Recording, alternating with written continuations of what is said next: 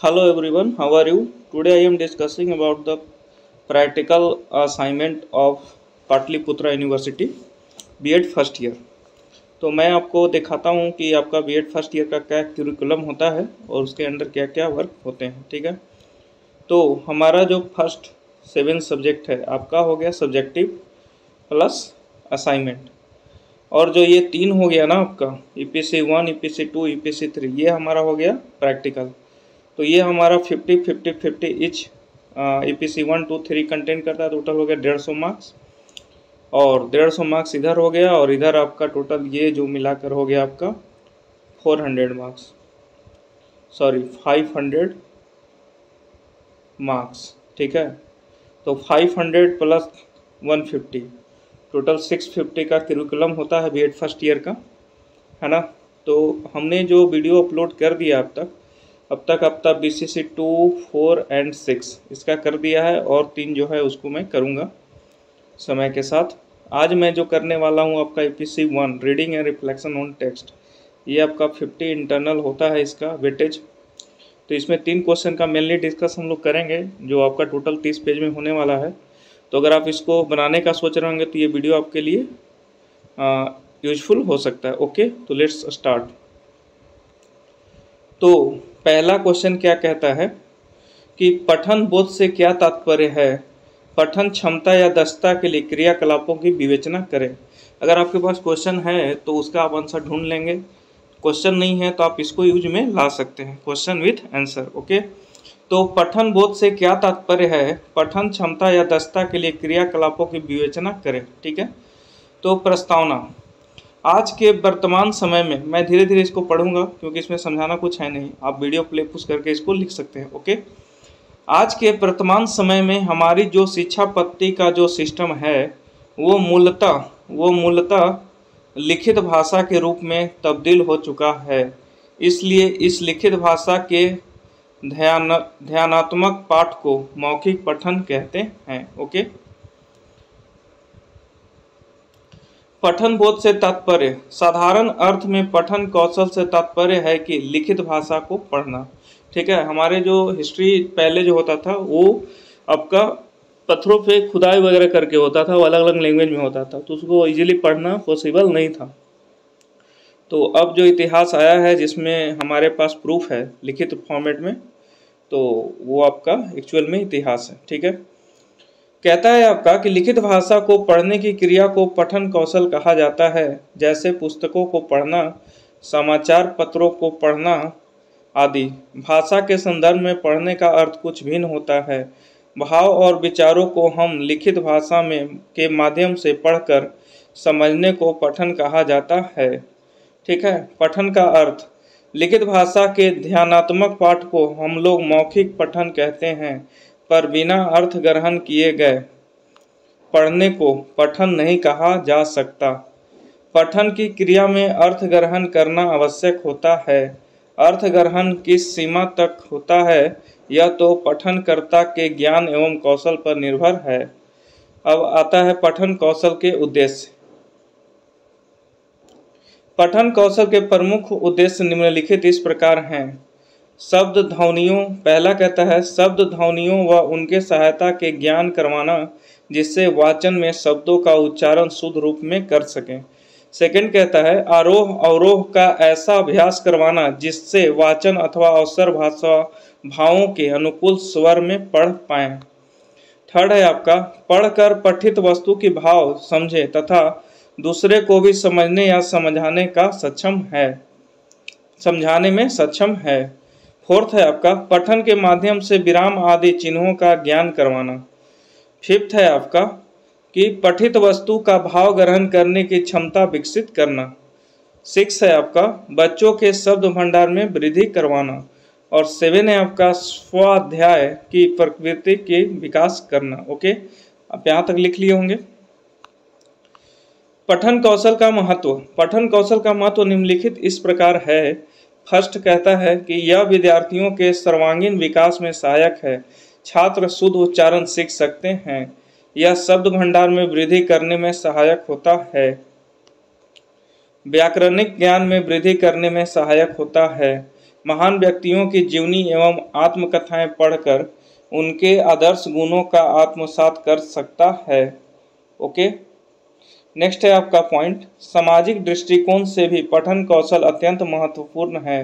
कक्षाओं में की जाने वाली बहुत सी सांस्कृतिक गतिविधियों को में पठन कौशल का विशेष महत्व होता है।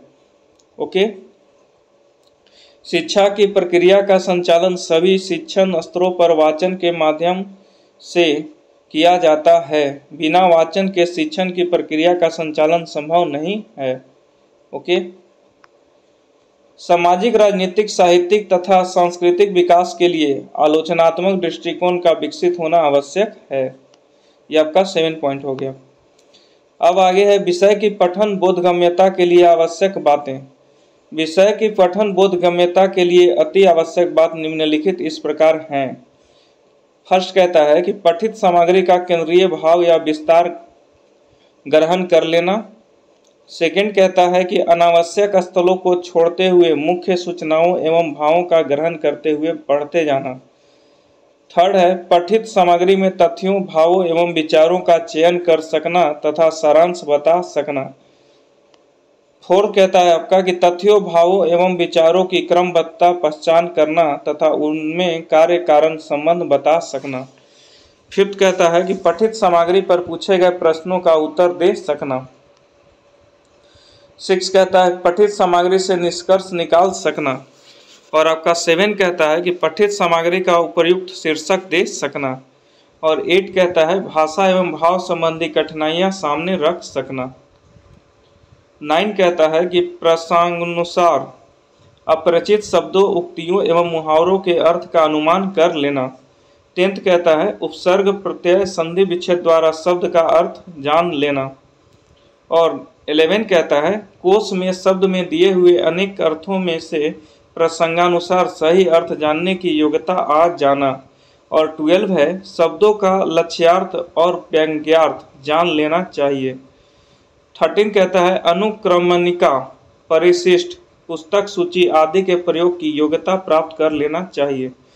14 पॉइंट है पठित अंशों में आए हुए तथ्यों या विचारों को और विस्तार से जानने के लिए संबंधित अथवा संदर्भ ग्रंथों की अनुशीलन करना तथा वांछित सामग्री ढूंढ लेना। 15 पॉइंट है आपका कि विविध साहित्यिक विधाओं, निबंध, नाटक, कहानी, उपन्यास, जीवनी, स्मरण आदि के प्रमुख तथ्यों की पहचान कर लेना। यथा, ठीक है, यथा में आपका 1 पॉइंट निबंध की सामान्य शैलीगत विशेषताओं से परिचय, जैसे विषय प्रतिपादन की दृष्टि संयतता, विषय के एकता का बोध। और सेकंड पॉइंट है शैली की दृष्टि से निबंधों में भेद कर सकने की क्षमता उत्पन्न करना होना, जैसे इसमें भी जैसे में अ है विचार प्रधान या भावात्मक, विषय परक या व्यक्ति परक, समास या अभ्यास शैली। सी पॉइंट कहता है आपका कि लेखक के व्यक्तित्व को व्यंजित करने वाले स्थलों की पहचान कर सकता था। डी पॉइंट है कि नाटक, कहानी या उपन्यास के प्रमुख तत्वों, कथानक, चरित्र, कथोपकथन, उद्देश्य, वातावरण की पहचान कर सकना। पठन दक्षता हेतु क्रियाकलाप, पढ़ने की दक्षता के विकास हेतु भाषा शिक्षक द्वारा निम्नलिखित शिक्षण अधिनियम के अंतर्गत शिक्षण अधिगम गतिविधियों का प्रयोग किया जा सकता है। फर्स्ट पॉइंट है आपका आदर्श पाठ। तो शिक्षार्थियों के पठन में सुधार लाने के लिए आदर्श पाठ का विशेष महत्व है। निबंध पाठ एवं कविता पाठ करते समय शिक्षक स्वयं शुद्ध उच्चारण, प्रभावपूर्ण एवं उचित हाव भाव के साथ पढ़ें, यह आदर्श पाठन कहलाएगा। सेकंड है आपका अनुकरण पाठ। भाषा शिक्षक आदर्श पठन के पश्चात 3-4 छात्रों से भी यथाविधि निबंध अथवा कविता पढ़वाएं। ठीक है, नेक्स्ट है आपका थर्ड उच्चारण में संशोधन। भाषा शिक्षक छात्रों के सस्वर वाचन के समय होने वाले अशुद्धियों पर ध्यान रखें और फिर बाद में उनमें संशोधन कर दें। सामान्य रूप से पाई जाने वाली उच्चारण संबंधी अशुद्धियों को वर्गीकृत करके ही उनके अभ्यास सूचियां बनाएं तथा उनका सामूहिक रूप से उच्चारण अभ्यास कराएं। भाषा शिक्षक अभ्यास कार्य में निरंतर बनाए रखें। भाषा शिक्षक शुद्ध उच्चारण संबंधी भाषा शिक्षण पर बनी फिल्म का प्रयोग भी कर सकते हैं, है ना। भाषा शिक्षण पर अब फिल्म भी। 4th पॉइंट है दोस्तों, लिखना, राइटिंग। किसी भी भाषा के सभी वर्णों के समूह का वर्णमाला कहा जाता है। जिस रूप में वर्णों को लिखा जाता है उससे लिपि कहते हैं, है ना। ब्राह्मी, प्राकृत लिपि अलग अलग लिपियां हैं। शुद्ध वर्तनी लिखना कौशल का अत्यंत महत्वपूर्ण अंग है। वर्तनी अशुद्ध होने के प्रमुख कारण निम्नलिखित इस प्रकार हैं, ठीक है।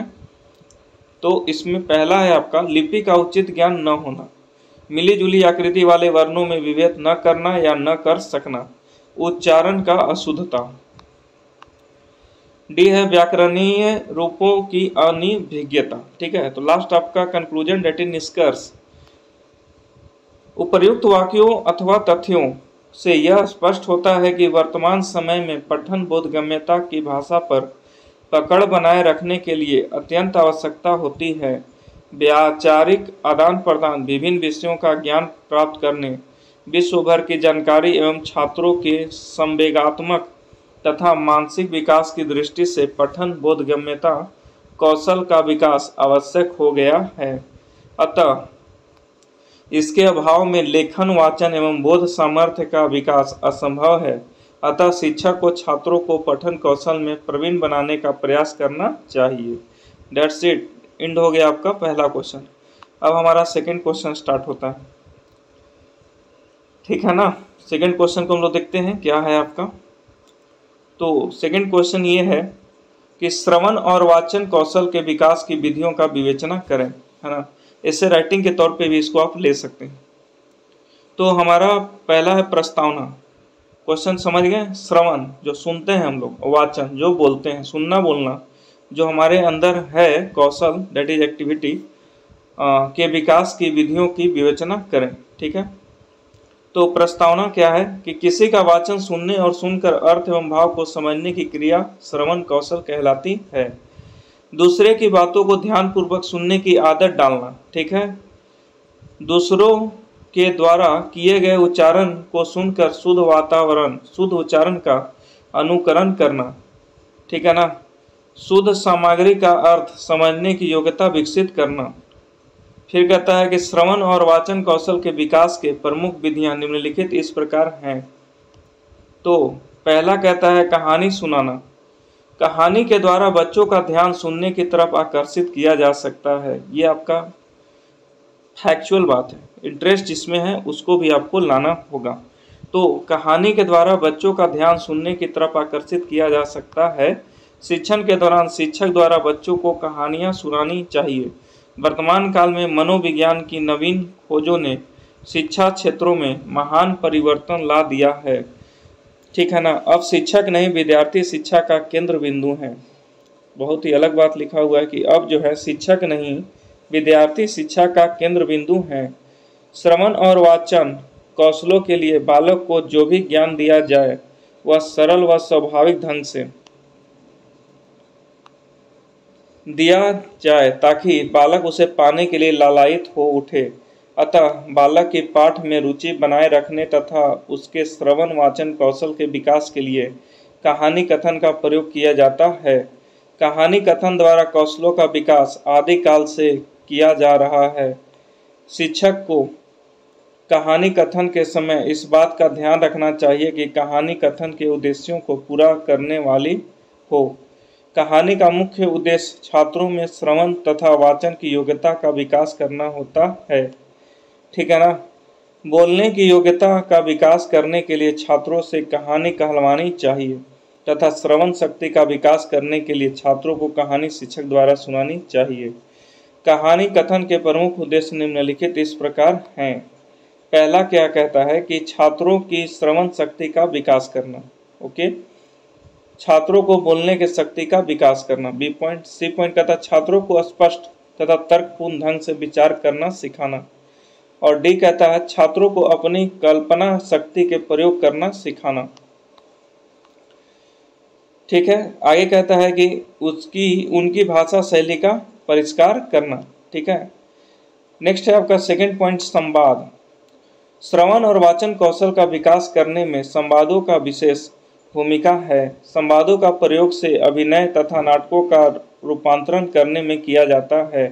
कथावाचक अथवा कथानक को संवाद के सहारे बढ़ाया जाता है। ठीक है ना। संवाद से तात्पर्य है वार्तालाप का विस्तार करने का तरीका। संवादों को बोलते समय वाचन कौशल का विकास होता है। संवाद को वार्तालाप के रूप में बढ़ाया जाता है। संवाद वाक्यांश एकांकी अथवा नाटक के रूप में भी हो सकता है। ठीक है ना। शिक्षक कक्षा में सुनाए गए वार्तालाप के आधार पर 2-3 छात्रों को अलग अलग पात्रों की भूमिकाएं बांट देते हैं और उन्हें अपने अपने संवाद बोलकर कक्षा में प्रस्तुत करने को कहें। टेप रिकॉर्डर भी टेप वार्तालाप सुनाया जा सकता है। अतः सुनाने के पश्चात 2-3 छात्रों के मध्य संवाद कराया जाए। शिक्षक किसी विषय का प्रकरण को देकर उस पर वार्तालाप करने को कह सकते हैं।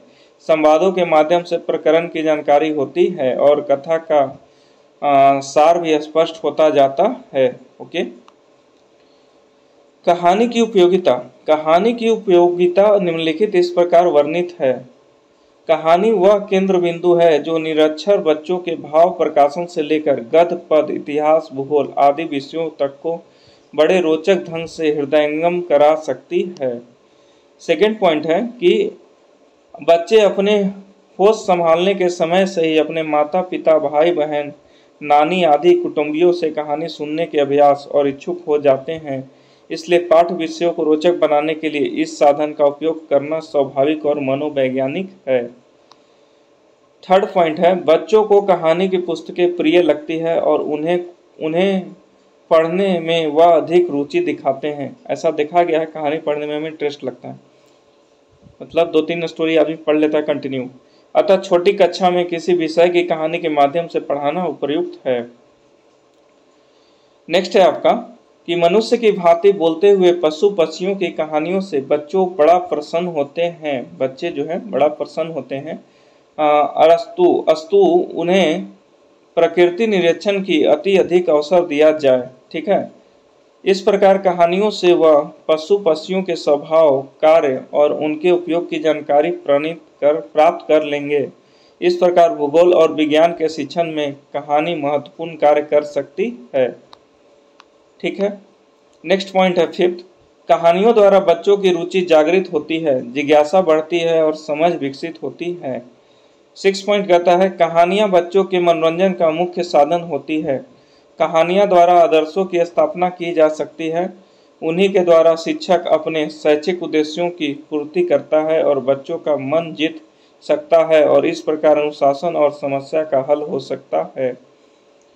7 पॉइंट है कहानी एक संपूर्ण वर्णन है। जब वह दृष्टिपट में पूरी तरह समा जाती है तो उसके अवयवों की अर्थात वाक्यों को पहचानने में सरलता हो सकती है। इस प्रकार वाक्यों के बाद शब्द और फिर अक्षरों को पहचानने में देर नहीं लगेगी। इस विधि से स्थल से सूक्ष्म की ओर बढ़ा जा सकता है। कहानी का चयन। कहानी कहना एक कला है, बिल्कुल। शिक्षक को सतर्क रहकर कहानी को उपयोगी बनाने के लिए ऐसी कहानी का चयन करना चाहिए जो बच्चों की आयु, योग्यता, क्षमता, रुचि एवं ग्रहण करने की शक्ति के अनुसार हो। कहानी ऐसी हो जो बालकों के वर्तमान जीवन से तथा उनके चारों ओर दिखाई जाने वाली या दिखाई पड़ने वाले वातावरण से संबंध नहीं होना चाहिए, परंतु उनमें कार्य व्यापार का होना अनिवार्य है। कहानी ऐसी न हो जिससे भयानक विभत्स तथा रौद्र रस का संचार छात्रों के हृदय में हो जाए। बच्चों का हृदय बड़ा कोमल और भावुक होता है, अतः मृत्यु, मारकाट, दुख जैसे भावों से युक्त कहानियों के स्थान पर हास्य, विनोद, मनोरंजन, उत्साहवर्धन, भय रहित एवं शिक्षाप्रद कहानियों द्वारा ही उनका हित संभव है। कहानी सुनाने वालों की विशेषता। कहानी सुनाने वालों को स्वयं उस कहानी में रुचि लेना चाहिए, तभी वह बालकों की श्रवण शक्ति का विकास कर सकता है। कहानी कथन इस प्रकार होना चाहिए जिससे वह छात्रों के मर्म को स्पर्श कर सके। तभी वह उचित स्थायी संस्कार उनके हृदयों पर डाला जा सकता है। कहानी सुनाते समय शिक्षक की दृष्टि के सामने दृश्यों का स्मृति चित्र रहना चाहिए जिन्हें वह स्वाभाविक गति से सुना सके। उनकी गति न बहुत तीव्र हो न बहुत मंद। शिक्षक को एक कुशल अभिनेता होना चाहिए। स्वर, अंग, संचालन, भाव, भंगिमा और आरती भावों के अनुसार स्वाभाविक गति से होना चाहिए, अन्यथा वह विदूषकत्व की श्रेणी को पहुंच जाएगा। कहानी सुनाते समय अलंकारिक भाषा का प्रयोग छात्रों की रुचि में बड़ा व्यवधान करता है। अतः कहानीकार की भाषा धारावाहिक, मुहावरेदार और बोधगम्य होनी चाहिए। साथ ही शिक्षक स्वयं विनोद प्रिय हों, जिससे विनोदात्मक तथा व्यंग्यात्मक भाषा से कहानी में सरलता आ जाए, परंतु वह व्यंग्य किसी को दुखी अथवा अपमानित करने वाला न हो। कहानी कहने में शिक्षक को इतना आत्मनिर्भर भी नहीं हो जाना चाहिए कि छात्रों का ध्यान ही न रहे, बिल्कुल, अपितु कहानी से संबंधित छोटे छोटे प्रश्न भी पूछते रहना चाहिए। कहानी सुनने के बाद बालकों से निष्कर्ष निकलवाना श्रेयस्कर है। शिक्षकों को कहानी की कथा वस्तु का भी पूर्ण ज्ञान होना चाहिए, तभी छात्रों के श्रवण एवं वाचन कौशलों का उचित प्रकार से विकास होना संभव है। थर्ड पॉइंट है कविता पाठ, तो इसको भी हम लोग देखते हैं। श्रवण और वाचन कौशलों का विकास कविता के माध्यम से किया जा सकता है। साहित्य के आचार्यों ने रसात्मक वाक्यों को ही कविता कहा है। कविता पढ़ाने के लक्ष्य भाषा सिखाना नहीं है। कविता के अध्ययन का लक्ष्य आनंद की प्राप्ति है। कविता पाठ में शिक्षक और छात्रों मिलकर इसी आनंद की खोज करते हैं और उसकी उपलब्धि ही पाठ का ध्येय होता है। कविता पाठ में अर्थ और व्याख्या आदि भाषा से संबंधित कार्य भी होता है। शिक्षक को चाहिए कि व्याख्या संबंधी आवश्यक कार्य में यथोचित समय लगाकर रसानुभूति की ओर उन्मुख हो जाए। कविता चयन, श्रवण और वाचन कौशल के विकास के लिए कविता का चुनाव करते समय निम्नलिखित बातों का ध्यान रखना चाहिए।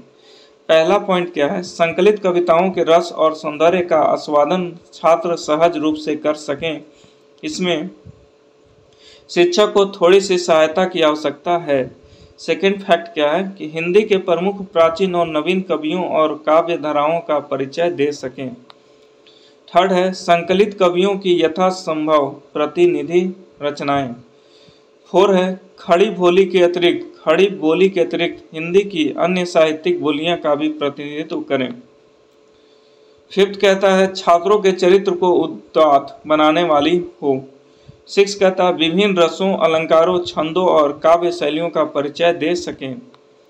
सेवन कहता है छात्रों की जीवन दृष्टि को विशाल और उनकी अनुभूति और संवेदनशीलता को विस्तृत और गहरा बना सके।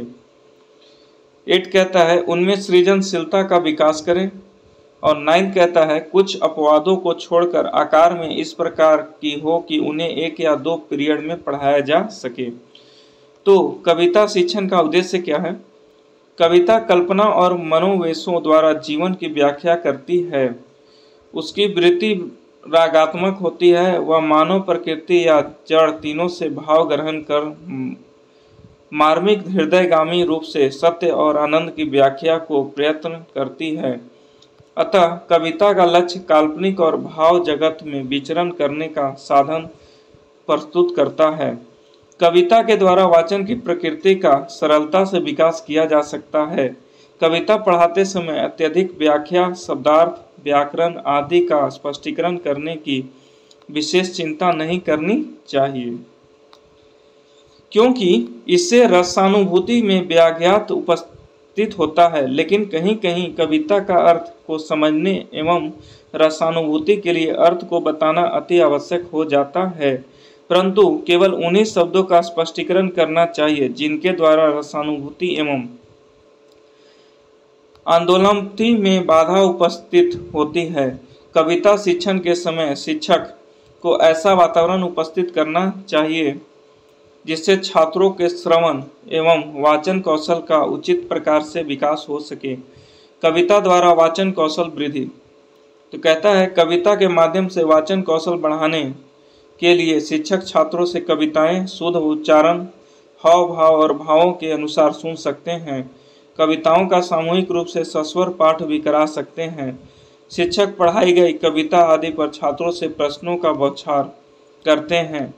उत्तर देते समय छात्रों का उच्चारण संबंधी त्रुटियों को नोट कर तथा बाद में उनका उच्चारण अभ्यास कराएं। स्वयं शुद्ध उच्चारण करें और छात्रों से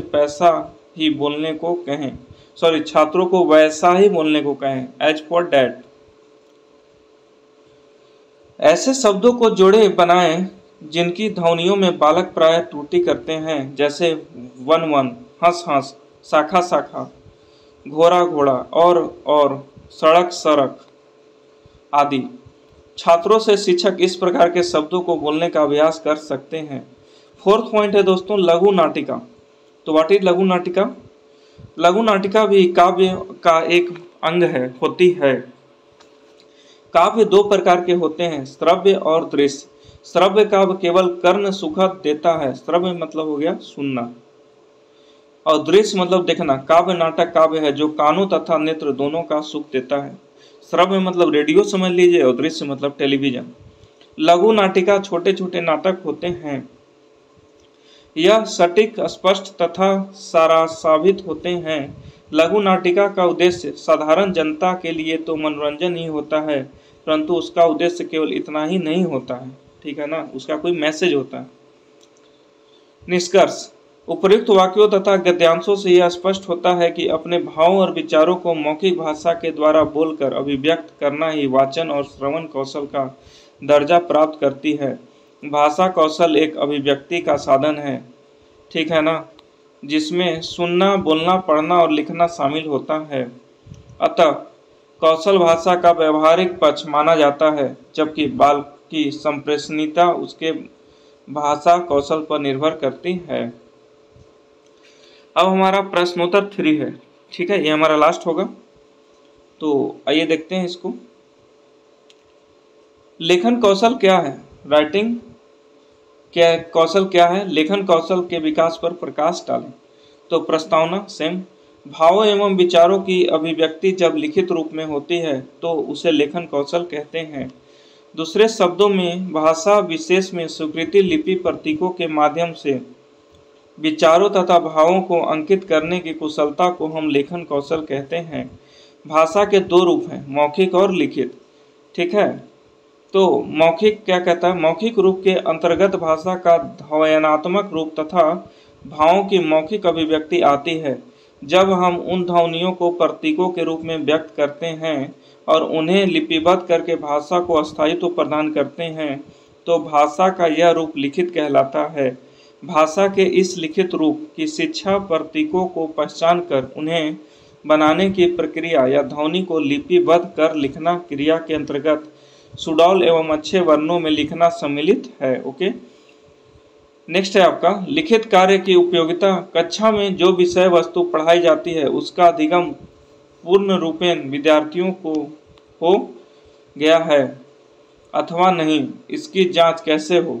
कक्षा में जितना कार्य किया जाता है यह प्राय मौखिक ही होता है। यदि यह मान लिया जाए कि हम अपने विचारों का प्रकाशन मौखिक ढंग से अधिक करते हैं, लिखित ढंग से कम करते हैं, तब भी कई अवसर ऐसे होते हैं जब लिखित रूप में भाव प्रकाशन करना पड़ता है। मौखिक भाव प्रकाशन लेखन शैली हेतु आवश्यक है, इसलिए कक्षा कक्ष में उस पर अधिक जोर दिया जाता है और यह उपकल्पना कर ली जाती है कि यदि छात्रों अपने उद्देश्यों और इच्छाओं को सरलता, शुद्धता और स्पष्टता से कहकर दूसरों पर व्यक्त कर सकता है तो वैसे ही शुद्ध और स्पष्ट वह बाद में भी लिख सकता है। इस परिकल्पना में सत्य का अंश आवश्यक है, किंतु पूर्ण सत्य जिस छात्र लिखने बैठता है उस समय उसे शब्द ढूंढने पड़ते हैं। छात्र को अपने भावों को संयत भाषा में व्यक्त करना पड़ता है तथा शुद्ध वर्तनी का ध्यान रखना पड़ता है। ये लिखित कार्य करते समय छात्र के समझ अड़चनें आती हैं। विषय वस्तु यदि ठीक ढंग से समझ में आ गई है तो विचार उत्पन्न होते हैं। जब तक लिखित कार्य का अभ्यास नहीं दिया जाता है तब तक छात्रों में लिखने की प्रवृत्ति पैदा नहीं होती। नेक्स्ट है आपका लेखन कौशल के उद्देश्य, ठीक है ना। आपका 23 पेज है, 7 पेज अभी और है। लेखन कौशल के उद्देश्य। लेखन कौशल के प्रमुख उद्देश्य निम्नलिखित इस प्रकार हैं। छात्रों को स्पष्ट, सुडौल, सुंदर अक्षर लिखने, शुद्ध वर्तनी लिखना तथा व्याकरण, संभवतः वाक्य रचना और विराम चिन्हों को सही प्रयोग में समर्थ बनाना, ठीक है ना। ठीक है, समर्थ बनाना। आगे है आपका सेकंड, छात्रों के मुहावरे, लोकोक्तियों, अतिशयोक्ति और लिपि एवं शब्दों का ज्ञान करा के उनके प्रयोग की प्रवृत्ति विकसित करना, ठीक है ना। थर्ड पॉइंट कहता है कि बालकों को विषयानुकूल भाषा शैली तथा तार्किक विचार क्रम में अभिव्यक्ति का ज्ञान कराना। 4 है स्वतः लेखन में छात्रों को रुचि उत्पन्न करना। 5th पॉइंट है प्रतिलेखन, अनुलेखन तथा श्रुति लेखन के अभ्यास द्वारा छात्रों में लिखने की गति का विकास करना। 6 पॉइंट है छात्रों में सृजनात्मक क्रियाशीलता, बोधगम्यता तथा तार्किक शक्ति का विकास करना। और 7 पॉइंट है छात्रों के मस्तिष्क, हृदय तथा नेत्रों में समन्वय उत्पन्न करके उनकी इंद्रियों को प्रशिक्षित करना। ओके, अब देखिए लिखने की योग्यताएं क्या क्या होनी चाहिए। तो लिखावट और उसकी आयोजन, तीव्र गति से सुपाठ्य लिखावट का अभ्यास करना, बिना लाइन वाले कागज पर सीधी रेखा में लिखने का योग्यता प्राप्त करना, श्याम पट पर सुपाठ्य लेखन का अभ्यास होना। वर्तनी में क्या है कि सभी शब्दों की शुद्ध वर्तनी का प्रयोग करना, विशेषतः जैसे र है के विभिन्न रूपों, अनुनासिक, अनुस्वार एवं एकासिक, ठीक है ना, वर्तनी वाले शब्दों का प्रयोग की जानकारी होना। विराम चिन्ह में क्या है आपका, विराम चिन्ह कहता है कि सभी प्रकार के विराम चिन्हों का उचित प्रयोग, ठीक। 4th पॉइंट है आपका अनुच्छेदन लेखन की योग्यता। इसमें कहता है ए पॉइंट कि विषय वस्तु को विचार बिंदुओं के अनुसार अनुच्छेदों में विभाजित करके इस प्रकार लेखबद्ध करना कि प्रत्येक नया विचार बिंदु नए अनुच्छेद से ही प्रारंभ हो। 2nd पॉइंट है विभिन्न अनुच्छेदों एवं अनुच्छेद के अंतर्गत वाक्यों में पूर्वापर संबंध एवं स्वाभाविक क्रमबद्ध लाने की क्षमता प्राप्त करना, ठीक है। आगे है आपका 5वां पॉइंट भाषा में क्या कहता है कि व्याकरण संभवतः शुद्ध लिख सकना। बी पॉइंट संदर्भ के अनुकूल प्रभावपूर्ण भाव भी व्यक्ति के लिए उपयुक्त शब्दों, कहावतों, मुहावरों एवं लोकोक्तियों में मुक्त भाषा लिख सकना, यथावश्यक शब्द चित्रों, दृष्टांतों और उदाहरणों के द्वारा सशक्त एवं प्रभावपूर्ण भाषा लिखने की क्षमता प्राप्त करना। 6 है आपका लेखन कार्य के प्रकार। तो पाठ विषय पर आधारित लेखन कार्य, ठीक है ना। तो इसमें कहता है आपका ए नंबर पत्र लेखन, सभी प्रकार के पत्र लिख सकना, उदाहरणतः व्यक्तिगत पत्र, आवेदन पत्र, अभिनंदन पत्र, निमंत्रण पत्र, बधाई पत्र, विदाई पत्र, विरोध पत्र, व्यावसायिक पत्र एवं संपादन के नाम पर पत्र आदि। यह है सारांश लेखन, पठित कहानी, नाटक, लघु उपन्यास, निबंध, जीवन चरित्र आदि के सारांश लिख सकना। अपठित गद्यांश और पद्यांश का सारांश लिखना, किसी व्यक्ति के भाषण का सारांश लिखना। नेक्स्ट है किसी व्यक्ति के भाषण के नोट्स लिख सकना, भाव संक्षेपण अथवा भाव पल्लवन कर सकना, समाचार पत्रों से समाचारों की संक्षिप्त रूपरेखा तैयार कर सकना, सभा के लिए सूचनाएं, घोषणाएं लिखना तथा सभी के लिए सभा की रिपोर्ट लिख सकना। नेक्स्ट आपका व्याख्या, प्रसंग और संदर्भ बताते हुए पठित गद्यांश एवं पद्यांश की व्याख्या कर सकना, अपठित गद्यांश तथा पद्यांश की व्याख्या कर सकना। नेक्स्ट है आपका डी नंबर निबंध लेखन, आंखों देखी घटना, दैट इज एसे राइटिंग। आंखों देखी घटना, स्थान, दृश्य, इमारत आदि के सजीव एवं संश्लिष्ट वर्णन की क्षमता का विकास होना एवं उनके विषय में अपनी प्रतिक्रिया व्यक्त कर सकना। घटना के कारणों पर प्रकाश डालना एवं निष्कर्ष निकालना। कहानी एकांकी एवं जीवन लेखन। दिए हुए शीर्षक, दी हुई रूपरेखा पर आधारित कहानी एवं एकांकी की रचना कर सकना। कहानी के दृश्यों में विभाजित करके संवाद के रूप में प्रस्तुत कर सकना। नाटकों और संवादों को कहानी के वर्णनात्मक रूप में प्रस्तुत करना या कर सकना। आत्मकथा को जीवनी लेखन एवं जीवनी को आत्मकथा की विद्या में बदलना। भी है आपका दोस्तों मौलिक लेखन। सामयिक विषयों पर वर्णनात्मक संबंधों के साथ साथ विचारात्मक एवं भावात्मक निबंध लिख सकना। बी पॉइंट कहता है अपनी अनुभूतियों को साहित्य की विविध विद्याओं जैसे कहानी, संस्मरण, रेखाचित्र एवं कविता आदि में लिखने लगना। सी है आपका पत्रकारिता। विद्यालय की पत्रिका के लेख लिख सकना। कक्षा में हस्तलिखित पत्रिका में कक्षा, विद्यालय एवं अपने परिवेश से संबंधित समस्याओं पर संपादकीय लेख एवं टिप्पणी करना तथा लिख सकना। पत्र पत्रिकाओं के विशेष रूप से बालकों के लिए निकलने वाली पत्रिकाओं के लिए लेख, कहानियाँ, निबंध और कविताओं लिख सकना।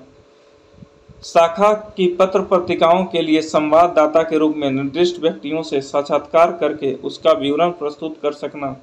निर्दिष्ट स्थानों, घटना स्थलों पर जाकर वहां के आंखों देखा वर्णन पत्रिका के लिए लिख सकना। डी कहता है समीक्षा। अपनी पाठ्य पुस्तकों के निबंध, लेखकों, कवियों और कहानीकारों का जीवन परिचय लिख सकना। कवियों और लेखकों की शैली का सामान्य परिचय लिख सकना। और आगे कहता है काव्य शैली के विवेचना में कवि के विचार, उनकी रस योजना, अलंकार योजना, छंद योजना तथा भाषा एवं शैली पर साधारण समीक्षात्मक लेख लिख सकना। कहानी के मूल तत्वों को ध्यान में रखते हुए पठित कहानी की समीक्षा लिख सकना और पढ़ी हुई पुस्तकों की समीक्षा लिख सकना। पढ़ी हुई कहानियां और नाटकों में आए हुए पात्रों के चरित्र का विश्लेषण कर सकना। लेखन कौशल विकसित करने में अनुभूत समस्याएं। क्या क्या समस्याएं हैं देखते हैं हम लोग। छात्रों में लेखन कौशल विकसित करने में निम्नलिखित समस्याओं का सामना करना पड़ता है। पहला क्या है कि लिखित समय बैठने सही ढंग क्या है, लिखते समय बैठने का सही ढंग क्या है, छात्र इसे नहीं जानते हैं। इसे सामान्यतः छात्र गलत ढंग से बैठते हैं। इसका दुष्प्रभाव उनके लेखन पर पड़ता है। इसके परिणाम स्वरूप लेखनी आड़ी, तिरछी और टेढ़ी हो जाती है। बिल्कुल फैक्चुअल बात है। असुंदर लेखन का एक कारण अभ्यास का अभाव है। इसके लिए कदाचित अध्यापक भी उत्तरदायी हैं।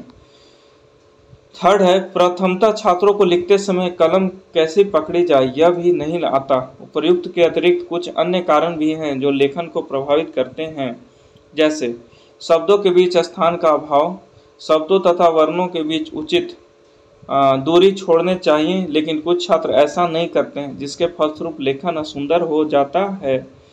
शिरोरेखा की अपेक्षा, ठीक है ना। देवनागरी लिपि में समस्त वर्णों के ऊपर शिरोरेखा लगानी पड़ती है, किंतु यदि शिरोरेखा विहीन वर्ण लिखने की आदत डाल लेते हैं तो सुंदर लेखन नहीं बन पाता। थर्ड पॉइंट है अक्षरों का विस्तृत आकार। कुछ छात्र अक्षरों को संतुलित रूप से नहीं लिखते हैं। ये अक्षर टेढ़े मेढ़े बनाते हैं और सीधी पंक्ति में नहीं लिखते हैं। ऐसे भी लेखन विकृत हो जाता है।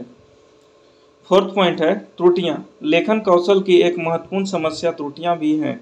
बालक कई क्षेत्रों में त्रुटियां करते हैं। इसका कारण यह है कि न उनको विराम चिन्हों का सही ज्ञान होता है और न ही व्याकरण, वर्तनी आदि का उचित ज्ञान होता है। लेखन कौशल की समस्याओं का निराकरण। लिखना एक कला है, अतः छात्रों को लिखने का उचित अभ्यास कराया जाए। सेकंड पॉइंट है छात्रों को लिखते समय उचित प्रकार से कलम पकड़ने का सही ढंग से सिखाया जाए और साथ ही उन्हें यह भी बताया जाए कि लिखते समय कागज से आंखों की दूरी कम से कम 12 इंच हो। कुछ लोग सटा के लिखते हैं तो 12 इंच होना चाहिए मिनिमम। थर्ड कहता है कि छात्रों को पेन पकड़ना भी सिखाया जाए। पेन को नीब से 1 इंच ऊपर से पकड़ाया जाए। और फोर कहता है कि छात्रों को भाषा में स्तरों का ज्ञान भी कराया जाए। प्राथमिक स्तर पर भाषा में सरलता का गुण कैसे धीरे धीरे उच्च स्तर पर जटिलता का रूप ले लेता है। ठीक है दोस्तों, तो अब हम लोग निष्कर्ष पे आते हैं फाइनली, दैट इज कंक्लूजन। उपर्युक्त तथ्यों एवं शब्दों से यह साफ स्पष्ट होता है कि लेखन कौशल करते समय छात्रों को अपनी जितनी भी विराम चिन्ह, पूर्ण विराम, कॉमा एवं सही सही व्यंजन का प्रयोग करना चाहिए। उससे इस लिखावट में अति सुंदरता और स्पष्ट वाक्य का निर्माण हो पाएगा। अतः अतः इस प्रकार हम कह सकते हैं कि छात्रों को व्याकरण ज्ञान के साथ साथ लिपि, मात्रा, उच्चारण, शब्द रचना, वाक्य रचना और अनुच्छेद रचना आदि का उचित ज्ञान का मार्गदर्शन दिया जाए।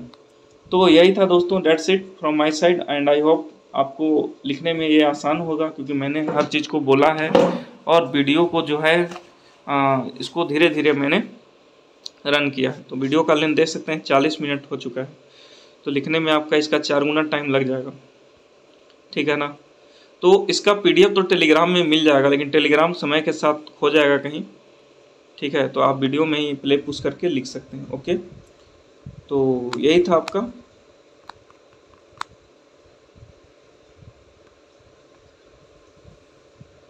ये था आपका reading and reflection on text. Okay guys, thank you very much.